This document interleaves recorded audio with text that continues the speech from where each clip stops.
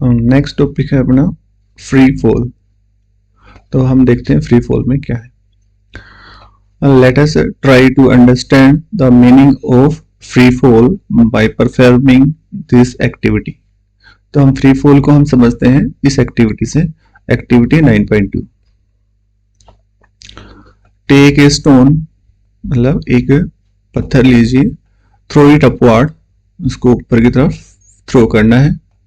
And third point is it reaches a certain height and then it start falling, और उसके बाद ये कुछ हाइट पे जाएगा और उसके बाद ये नीचे की तरफ गिरना स्टार्ट हो जाएगा। ठीक है, we have learn that earth attracts object toward it. हमने अभी सीखा है कि जो अर्थ है किसी भी ऑब्जेक्ट को अपनी तरफ क्या करती है, अट्रैक्ट करती है, खींचती है। This is due to the gravitational force. ऐसा क्यों होता है? ग्रेविटेशनल फोर्स की वजह से होता है। Whenever object falls toward the earth, जब कभी ऑब्जेक्ट अर्थ की तरफ आता है, अंडर दिस फोर्स अलोन, केवल इसी फोर्स के कारण। यहाँ पे इंपॉर्टेंट है, अगर कोई ऑब्जेक्ट इसी फोर्स के कारण, मतलब ग्रेविटेशनल फोर्स के कारण ही नीचे आ रहा हो, तो we say that the object are in free fall. तो हम उस ऑब्जेक्ट को बोलेंगे कि ऑब्जेक्ट इसमें है, फ्री फॉल में। ठीक है, द इंपॉर्टेंट लाइन है कि कोई भी ऑब्जेक्ट है अगर किसी हाइट से नीचे आ रहा है और यहाँ पे कोई भी एक्सटर्नल फोर्स हमने नहीं लगाया, कोई एक्सटर्नल फोर्स नहीं लगाया और सिर्फ ग्रेविटी की वजह से ही सिर्फ नीचे आ रहा है, तो इस ऑब्जेक्ट को बोलेंगे कि ऑब्जेक्ट फ्री फॉल के अंडर है। Object is in free fall. Is there any change in the velocity of the falling object. ये बोल रहा है कि क्या ये ऑब्जेक्ट जो फॉल कर रहा था नीचे, इसकी जो वेलोसिटी है इसमें कुछ चेंज हुआ क्या? तो अभी बताएगा कि व्हाइल फॉलिंग, जब कोई ऑब्जेक्ट नीचे गिरता है, there is no change in the direction of the motion of object. तो इस जो पत्थर है या स्टोन है या जो भी ऑब्जेक्ट होगा, उसकी जो डायरेक्शन है वो चेंज नहीं होगी। But due to the earth's attraction, परंतु अर्थ के अट्रैक्शन के कारण there will be change in the magnitude of the velocity. जो इसकी स्पीड है या वेलोसिटी है उसमें क्या होगा, चेंज होगा। Any change in the velocity involves acceleration. और हमने पढ़ा है कि अगर कहीं पे वेलोसिटी में चेंज आता है, वेलोसिटी में चेंज आता है तो वहां पे क्या होगा, अपने पास एक्सेलरेशन आएगा। ठीक है, whenever an object falls toward the earth, जब कभी ऑब्जेक्ट अर्थ की तरफ आता है, एन एक्सेलरेशन इज इन्वॉल्व, मतलब उसमें कोई ना कोई एक्सेलरेशन होता है। And this acceleration is due to the earth's gravitational force. तो जो इसमें जो एक्सेलरेशन आया वो अर्थ की वजह से आया। ठीक है ना, अर्थ के जो ग्रेविटेशनल फोर्स है उसकी वजह से ही आया। ठीक है, and therefore this acceleration is called acceleration due to gravity. तो इस एक्सेलरेशन को ही क्या बोलेंगे, एक्सेलरेशन ड्यू टू ग्रेविटी बोलेंगे। ठीक है, एक्सेलरेशन ड्यू टू ग्रेविटी और acceleration force of the earth और acceleration due to gravity. It is denoted by G. इसको किससे डिनोट करेंगे हम, जी से डिनोट करेंगे। The unit of G is same as that of the acceleration. जो acceleration की यूनिट होती है मीटर पर सेकंड स्क्वायर, वही इसकी क्या होगी, इस जी की यूनिट होगी। ठीक है, we know that from the second law of motion the force is the product of mass and acceleration. हमने सेकंड लॉ में ये भी देखा है कि जो फोर्स होता है, ठीक है ना, वो फोर्स क्या होता है, मास इंटू एक्सेलरेशन होता है, मास इंटू एक्सेलरेशन। ठीक है, let the mass of the stone in activity 9.2, यहाँ पे जो स्टोन अभी बताया था उसका मास मान लिया m है। ठीक है ना, we already know that the acceleration involve in the falling object due to the gravitational force and denoted by G. और यहाँ पे जो g की वैल्यू होगी, ठीक है ना, वो जी की जो a की वैल्यू होगी, a की वैल्यू किसके बराबर होगी, g की वैल्यू g के बराबर होगी। और g क्या है, एक्सेलरेशन ड्यू टू ग्रेविटी। ठीक है ना, या ग्रेविटेशनल फोर्स के कारण उसमें जो एक्सेलरेशन प्रोड्यूस हुआ है उसको हम जी से डिनोट करते हैं। तो यहाँ पे जो ए है उसको हमने क्या कर दिया, जी कर दिया। तो एफ जो है अपने पास जो फोर्स जो हो गया वो क्या हो गया, एम इंटू जी हो गया। Therefore the magnitude of the gravitational force, जो ग्रेविटेशनल फोर्स यहाँ पे जो लग रहा है ऑब्जेक्ट के ऊपर, वो कितना हो गया अपने पास,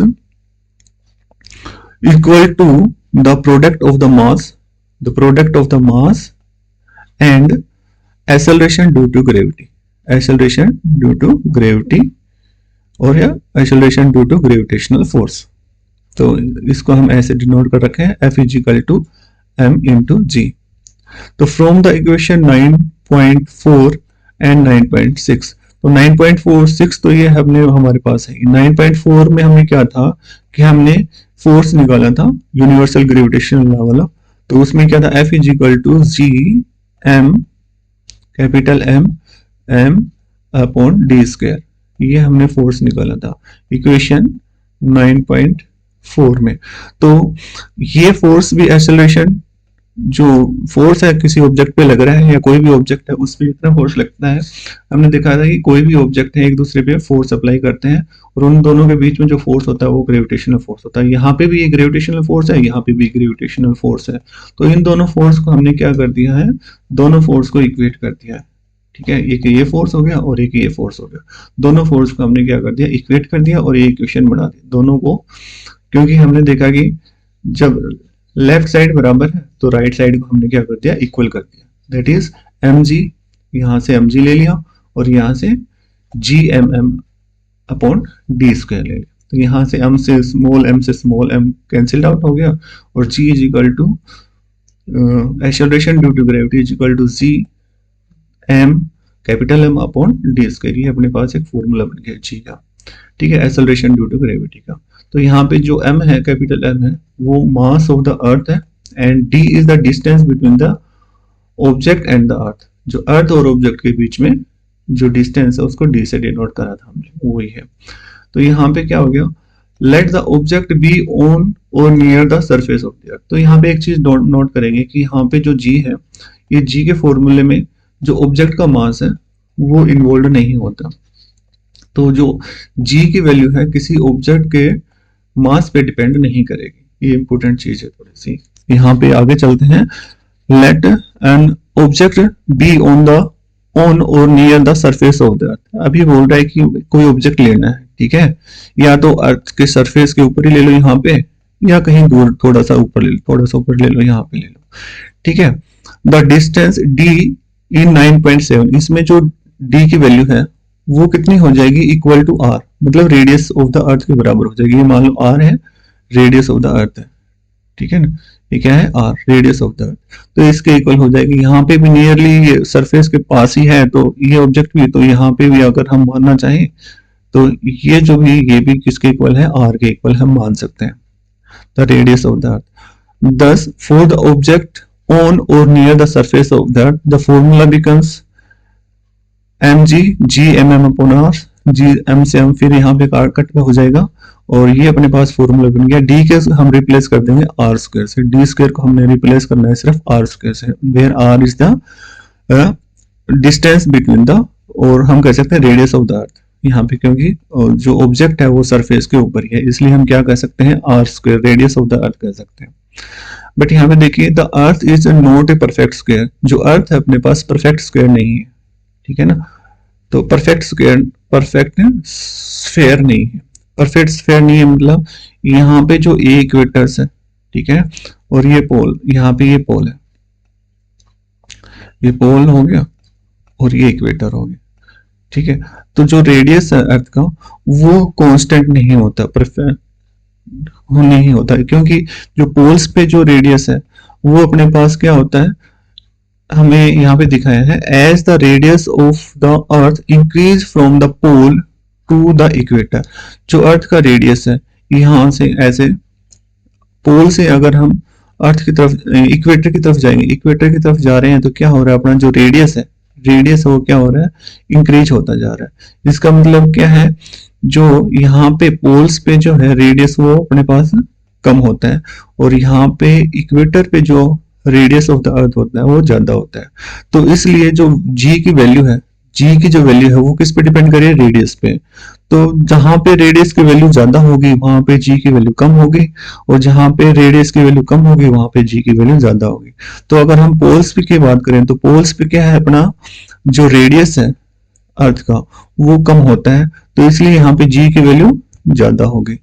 और क्योंकि इक्वेटर इक्वेटर पे अपने पास जी की वैल्यू, रेडियस की जो वैल्यू है वो ज्यादा होती है, और इसलिए जो जी की वैल्यू होगी वो क्या होगी, कम होगी, लेस होगी। जी की वैल्यू क्या होगी, लेस होगी। ठीक है, तो यही लाइन यहाँ पे लिख रखी है। तो as the radius of the earth increase from the poles to the equator, the value of G becomes greater at the poles than at the equators. मतलब पोल्स पे ज्यादा होगी, इक्वेटर पे कम होगी। for the for most for the most of आगे देखते हैं, for the most calculations we can take g to be more or less constant on or near the earth। तो कैलकुलेशन पर्पज के लिए हम जो g की वैल्यू है वो पोल्स और इक्वेटर पे लगभग हम सेम लेते हैं। ठीक है, तो इसमें कोई चेंज नहीं करेंगे। But for the objects far from the earth, अगर कोई ऑब्जेक्ट है बहुत दूर है अर्थ से, तो एक्सेलरेशन ड्यू टू ग्रेविटी हम निकालेंगे of the earth given by the equation 9.7। तो 9.7 में जो इक्वेशन दे रखी है उसके हिसाब से हम क्या निकालेंगे, जी की वैल्यू निकालेंगे। तो ये अपने पास 9.7 इक्वेशन है, G capital M upon D square हो जाएगा यहाँ पे, क्योंकि अगर वो अर्थ से बहुत ही ज्यादा दूर है तो उसके इसमें यहाँ पे D square, distance between the object and the earth, तो वहां पे हम जी की वैल्यू कैलकुलेट करेंगे। सरफेस के ऊपर हमें कैलकुलेट करने की जरूरत नहीं है, वो लगभग हम कांस्टेंट लेते हैं, चाहे पोल हो चाहे इक्वेटर हो। ठीक है, तो उसके बाद हम करते हैं, नेक्स्ट टॉपिक है to calculate the value of G. G की वैल्यू को कैसे कैलकुलेट करेंगे। ठीक है, तो to calculate the value of G, यहाँ पे इसने बताया ना कि सरफेस पे हम जी की वैल्यू कांस्टेंट ले सकते हैं, पोल्स पे भी और इक्वेटर पे भी। तो जी की वैल्यू कैलकुलेट कैसे करते हैं वो देख लीजिए, क्योंकि यहाँ पे हमें फॉर्मूला तो पहले से ही बता रखा है कि जी है जो किस क्या है, जो gravitational constant mass of the earth upon radius of the earth. तो इन सभी के जो वैल्यूज है वो पुट अप कर देंगे। तो जो मास ऑफ द अर्थ है वो कितना है अपने पास 6.6 इंटू 10⁻24 kg, एंड जो जी की वैल्यू है जो कांस्टेंट है वो अपने पास 6.7 इंटू 10⁻11 न्यूटन मीटर स्क्वायर पर केजी स्क्वायर, एंड रेडियस का स्क्वायर, रेडियस अपने को मालूम है जो अर्थ का रेडियस होता है वो 6.4 इंटू 10⁻6 मीटर होता है। ठीक है, तो यहाँ पे अपने पास जो सभी पुटअप करेंगे सभी वैल्यूज, तो अपने पास जो जी की वैल्यू है वो 9.8 मीटर पर सेकेंड स्क्वायर आ जाती है। ठीक है, thus the value of the acceleration due to gravity of the earth is equal to g is equal to 9.8 metre पर सेकेंड स्क्वायर। इसको हम न्यूमेरिकल पर्पस में यूज कर लेंगे। नेक्स्ट जो टॉपिक है कि motion of the object under the influence of the gravitational force of the अर्थ। अब हम मोशन को स्टडी करते हैं कि अगर कोई ऑब्जेक्ट हमारे पास है तो उसके ऊपर जो ग्रेविटेशनल फोर्स है उसका क्या फर्क पड़ेगा, तो वो हम यहाँ पे स्टडी करेंगे। ठीक है, तो let us do an activity to understand whether all objects hollow or solid, big or small, will fall from the height at the same rate. तो हम ये एक्टिविटी से हम समझने की कोशिश करेंगे कि जैसे कोई होलो ऑब्जेक्ट हो या सॉलिड हो, स्मॉल हो या बिग हो, जब किसी हाइट से उनको डालते हैं तो क्या वो सेम रेट से नीचे आते हैं क्या, तो इसको एक्टिविटी 9.3 में समझाया गया है। तो take a sheet of the paper and a stone, एक पेपर ले लेंगे, sheet of the paper and एक स्टोन ले लेंगे, and drop them simultaneously from the first floor of the building. Simultaneously मतलब एक साथ, सभी को उनको एक साथ डालेंगे, कहां से, फर्स्ट फ्लोर से ऑफ ए बिल्डिंग, एक बिल्डिंग की फर्स्ट फ्लोर से दोनों को साइमल्टेनियसली नीचे डाल देंगे। Observe whether both of them reaches the ground simultaneously, और ये ऑब्जर्व करेंगे कि जो पेपर हमने डाला था और जो स्टोन हमने डाला था वो जो ग्राउंड है वहां पे सेम टाइम पे रीच हो रहे हैं क्या, नहीं हो रहे। ठीक है, ये ग्राउंड पे सेम टाइम पे रीच होंगे या नहीं होंगे वो हम यहाँ पे देखेंगे। वी सी, हम देखते हैं that the paper reaches the ground little later than the stone. जो पेपर है वो थोड़ी देर बाद किस पे, ग्राउंड पे पहुंचता है बजाय के स्टोन के। And this happens because of air resistance. ऐसा क्यों होता है? ऐसा बोल रहे हैं कि सिर्फ एयर रेजिस्टेंस की वजह से होता है कि जो पेपर है, the air offers resistance due to friction to the motion of the falling object. हमें मालूम है जब भी कोई मोशन होगा एयर के अंदर, तो एयर उसमें क्या करती है, रेजिस्टेंस डालती है, रेजिस्टेंस अप्लाई करती है। तो किसी भी ऑब्जेक्ट पे बोल रहा है कि जो रेजिस्टेंस की वजह से उसमें अब रेजिस्टेंस अप्लाई होता है, तो उस रेजिस्टेंस की वजह से उसकी स्पीड धीमी हो जाती है।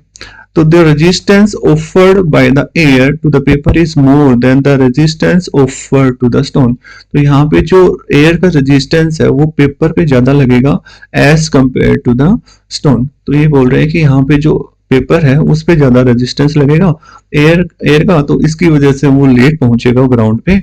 और स्टोन पे रेजिस्टेंस जो जो होगा एयर का वो कम होगा, इसलिए वो जल्दी पहुंच जाएगा। If we do the experiment in the glass jar, अगर इसी एक्सपेरिमेंट को हम एक ग्लास जार में कर दें, जहां से हमने क्या कर दिया, एयर को शक कर लिया, एयर को क्या कर दिया, शक कर दिया, एयर शक कर दिया इसको।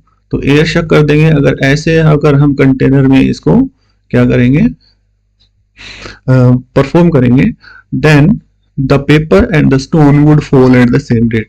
तो जो पेपर है और स्टोन है दोनों ही साइमल्टेनियसली एक साथ ग्राउंड पे क्या करेंगे, पहुंचेंगे। तो ये यहाँ पे बताया है कि कोई भी ऑब्जेक्ट हो, अगर किसी भी हाइट से अगर हम उसको ड्रॉप करते हैं, तो अगर एयर का रेजिस्टेंस नहीं हो तो दोनों ही सेम रेट से ही कहाँ पे पहुंचेंगे, ग्राउंड पे पहुंचेंगे। ऐसा क्यों होता है, देखते हैं, आगे बताया हुआ है। We know that an object experience acceleration during the free fall. अभी हमने देखा कि फ्री फॉल के दौरान जो एक्सेलरेशन जो एक्ट कर रहा है वो क्या होता है, एक्सेलरेशन ड्यू टू ग्रेविटी होता है।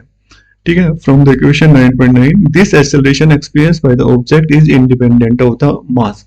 अभी हमने बताया जो एक्सेलरेशन की जो वैल्यू होती है वो कितनी होती है, capital G M upon D square, ठीक है, या आर स्क्वायर। ठीक है, तो जो एक्सेलरेशन की जो वैल्यू होती है वो किस पे डिपेंड करती है, मास ऑफ द ऑब्जेक्ट पे डिपेंड नहीं करती, मास ऑफ द अर्थ पे डिपेंड करती है। तो इसलिए यहाँ पे ये बताया, this means that the all objects hollow or solid. तो इसका मतलब ये हुआ कि यहाँ पे कोई भी होलो ऑब्जेक्ट लेंगे या कोई भी सॉलिड ऑब्जेक्ट लेंगे, तो उस पे जो एक्सेलरेशन है उसका उस पे इसके मास का कोई इफेक्ट नहीं होगा। ठीक है, चाहे होलो ऑब्जेक्ट ले लो, चाहे सॉलिड ऑब्जेक्ट ले लो, कोई बड़ा ऑब्जेक्ट ले लो, चाहे स्मॉल ऑब्जेक्ट ले लो, तो उसके ऊपर, उसके जी के ऊपर इनके मास का कोई इफेक्ट नहीं रहेगा, मतलब जी की वैल्यू दोनों में सेम रहेगी। तो ये बताया कि big or small should fall at the same rate. तो ये दोनों ही क्या है, सेम रेट से गिरेंगे। अकॉर्डिंग टू स्टोरी, एक कहानी है कि Galileo drop different object from the top of the leaning tower इन पीसा इटली में पिसा है एक जगह, वहां पे लीनिंग टावर है। तो उस लीनिंग टावर से गैलीलियो ने बहुत सारे ऑब्जेक्ट्स डाले इसको प्रूफ करने के लिए। ठीक है, तो यहाँ पे हम देखे हैं कि जो ऑब्जेक्ट्स हैं किसी भी हाइट से डालें, चाहे वो स्मॉल हो बिग हो, ग्राउंड पे जो है सेम रेट से पहुंचेंगे अगर इन एब्सेंस ऑफ एयर अगर इस एक्सपेरिमेंट को कर देंगे। The as G is constant near the earth, हमें मालूम है कि जी की वैल्यू अर्थ के पास कांस्टेंट होती है, वो कितनी मानी गई है, अभी हमने कैलकुलेट की है 9.8 मीटर पर सेकंड स्क्वायर हमने निकाली है। All the equations of the uniformly accelerated motion of objects become valid with the acceleration a replaced by the g। जो भी हमने लीनियर इक्वेशन, जो भी लीनियर इक्वेशन हमने पढ़ी है या इक्वेशन ऑफ मोशन पढ़ी है फॉर द स्ट्रेट लाइन की जो इक्वेशन ऑफ मोशन हमने पढ़ी है वो ये तीन इक्वेशन है। अगर इन तीन इक्वेशन में जो एक्सेलरेशन है उसको हम g से रिप्लेस कर देते हैं, उसकी जगह हमने क्या कर देना है, g कर देना है। तो जो अपने पास जो इक्वेशन आएंगी वो कैसी आ जाएंगी, वो इक्वेशन अपने पास फ्री फॉल की इक्वेशन आ जाएंगी। तो यहाँ पे जो बता रखा है u क्या है अपने पास, v क्या है, तो u तो अपने पास इनिशियल वेलोसिटी होती है, v फाइनल वेलोसिटी होती है, s is the distance covered in time t, और टाइम t में जो डिस्टेंस कवर्ड होती है वो s होती है। तो ये अपने पास तीन इक्वेशन है स्ट्रेट लाइन मोशन की।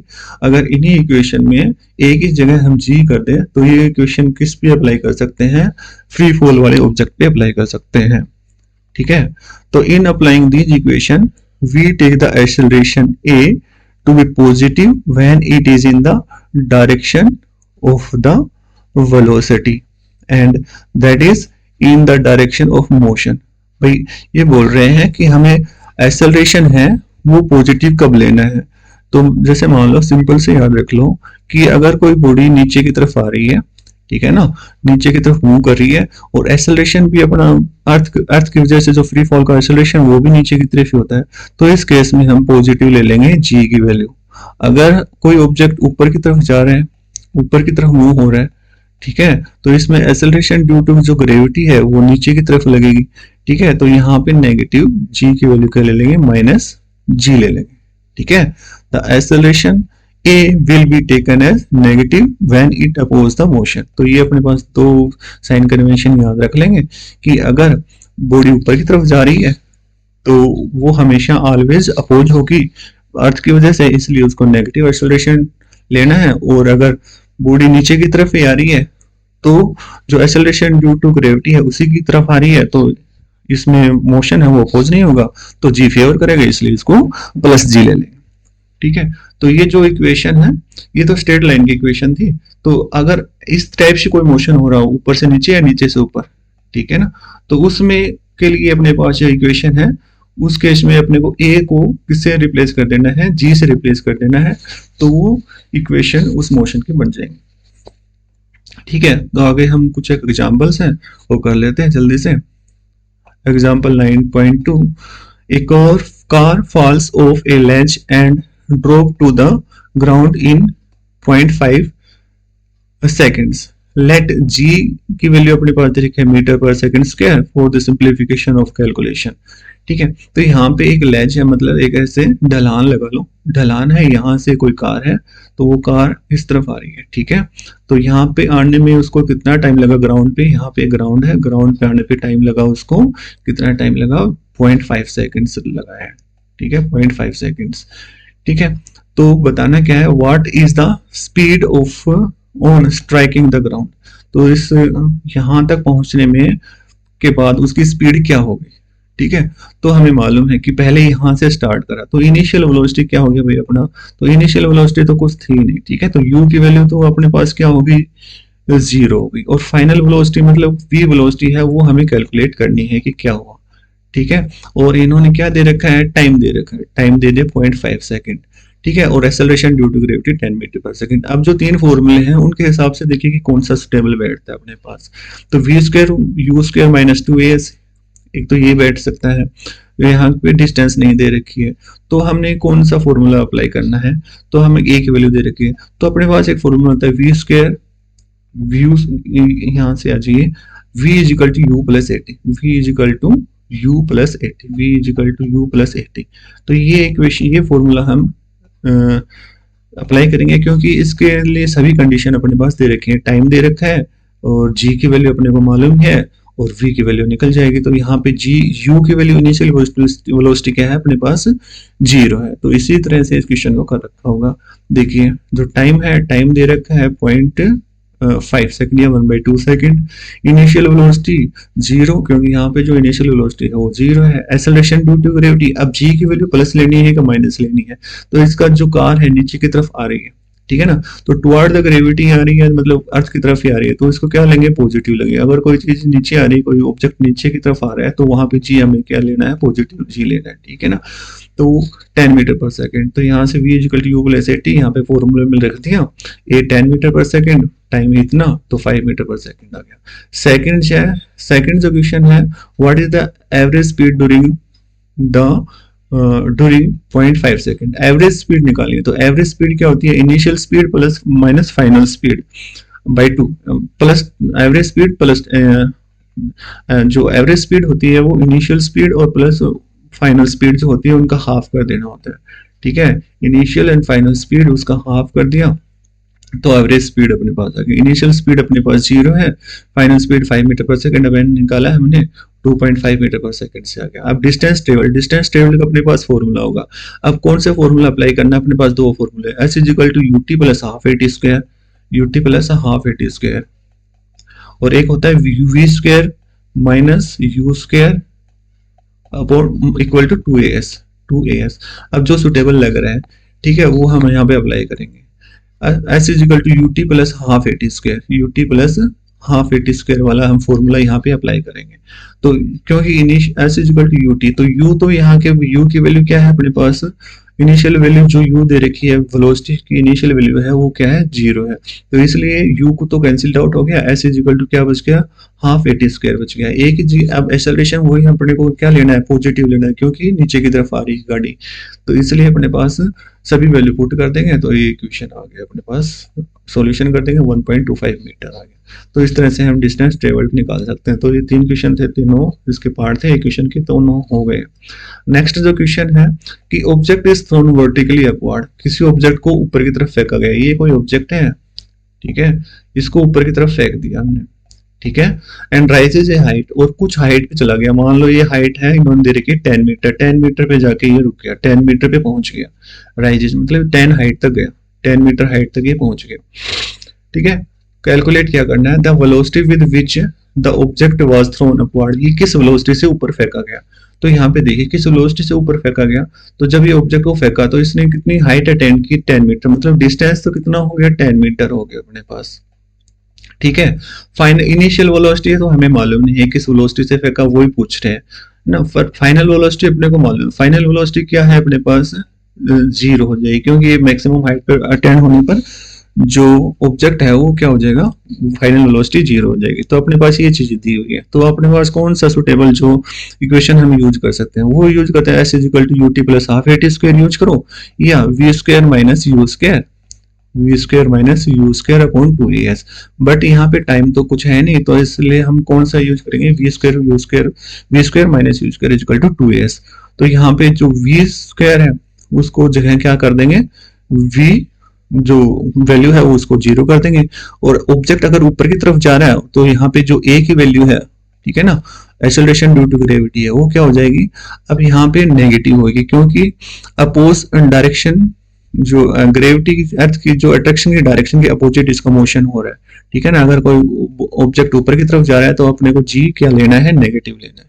ठीक है, तो यहाँ पे जी की वैल्यू 9.8 लेनी है। ठीक है, तो इस इक्वेशन में हम रख देंगे, यहाँ पे इक्वेशन है तो वी स्क्वायर मतलब 0, क्योंकि फाइनल वेलोसिटी क्या है 0 यहाँ पे। उसके बाद इनिशियल वेलोसिटी है तो हमें फाइंड आउट करनी है 2as 9.8, सभी वैल्यूज यहाँ पे रख दिया, जी की वैल्यू माइनस रखनी है, हमें मालूम चल गया होगा जी की वैल्यू माइनस क्यों रखनी है, यू को साइड में लगे, और इस तरह से हमने कैलकुलेट कर लिया। तो ये अपने पास इनिशियल वैल्यू जो है वेलोसिटी की वो आ गई। सेकंड जो क्वेश्चन, सेकंड जो पार्ट है इसका, the time taken by the object to reach the highest point. भाई जो हाईएस्ट पॉइंट पे पहुंचा, मतलब 10 मीटर पे ये ऑब्जेक्ट जो पहुंचा, तो यहाँ पे पहुंचने के लिए इसने कितना टाइम लिया, तो टाइम वाली कोई इक्वेशन लेंगे। तो टाइम वाली इक्वेशन है अपने पास v equal to UT plus half AT square, क्योंकि अपने पास u तो हम ये हमने फाइंड आउट करा है, v जो फाइनल वेलोसिटी है वो 0 है, और a अपने पास माइनस 9.8 मीटर पर सेकंड है। तो इसमें हम सारी वैल्यूज रख के टाइम अपने पास आ गया 1.43 और सेकंड आ गया। ठीक है, तो इस तरह से ये अपने पास दोनों जो पार्ट थे वो इजीली कवर्ड हो गए। ठीक है, ओके, थैंक यू। उसके बाद एक क्वेश्चंस भी है अपने पास, what do you mean by the free fall, तो हमने फ्री फॉल अभी पढ़ लिया है, and what do you mean by the acceleration due to gravity, सारे इसमें कवर हो चुके हैं। ठीक है, ओके।